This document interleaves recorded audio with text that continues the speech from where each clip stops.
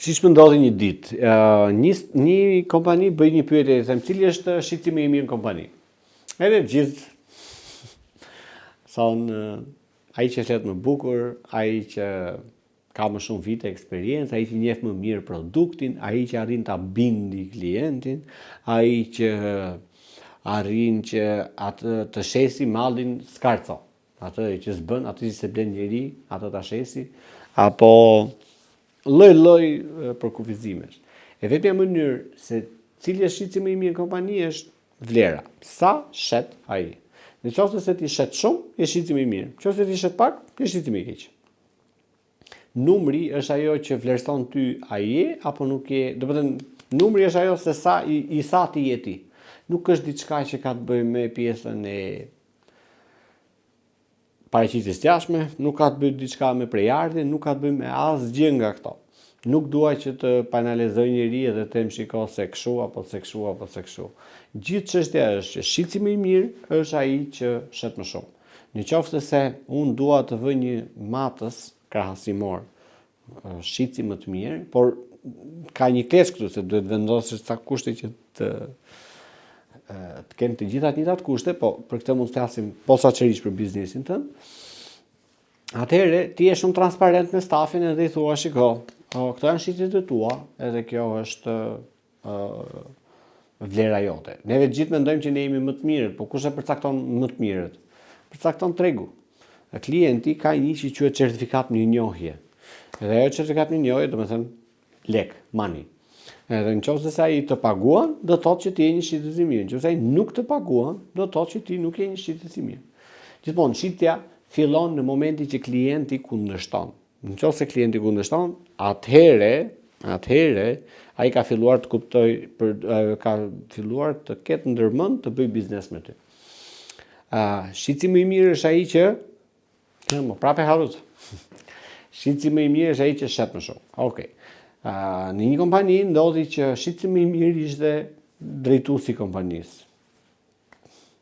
Edhe nuk është rastësi. Edhe nga analizat që bëm, doli që një kontratë që drejtuesi bënte, barazi me 6 muaj punë të agentit më të ri që kishin marrë të shitjes. Nga business activity që bëm një kalkulim të aktiviteteve të punës që ky drejtuesi bënte, ishte që ky pjesë më të madhe të kohës merreshte me stafin, edhe shumë pak kohë merreshte me klientin, apo merreshte me sistemin, apo merreshte me analizën e tij personale. Ky nuk kishte numër të vetin, target vetin. Kjo që sugjeroj është kjo që neve mund të ulemi bashkë për biznesin tënd si funksionon edhe si qyshtek, por në qoftë se ti je në nivel drejtuesi, ruhu nga stafi, ki kujdes nga stafi. Mos harxho më shumë kohë se ç'duhet. Pse? Sepse po dëmton biznesin. Krijo mundësitë që të krijosh, po themi, atë kuptimin e dur të gjërave, pra trajnimin e dur që ato dinë si të qesin, si të flasin, si të komunikojnë etj, por ruaj kohën tënde. 80% harxhoje kohën tënde me klientin tënd, sepse një kontratë jote e bares me 6 muaj atij. Nuk e di sa është tek biznesi yt, ne mund të ulemi ta kalkulojmë, por në përgjithësisht në për biznesin që kam bërë është nga 6 muaj, 3-4 muaj, më kupton? Sepse ka shumë një nivel shitjeje.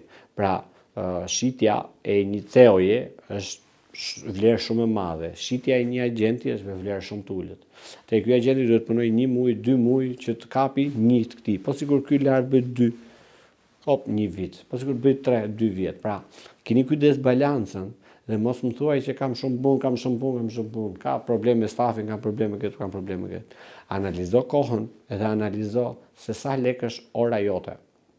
Nuk po flas sa paguash, por sa është në vlerë me klientët. Në qoftë se ti një kontratë barazi me 6 muaj të stafit apo 3 muaj të stafit, apo qoftë edhe 1 muaj të stafit, të lutem, fokusohu tek shitjet e tua, edhe mos u merr shumë me stafin.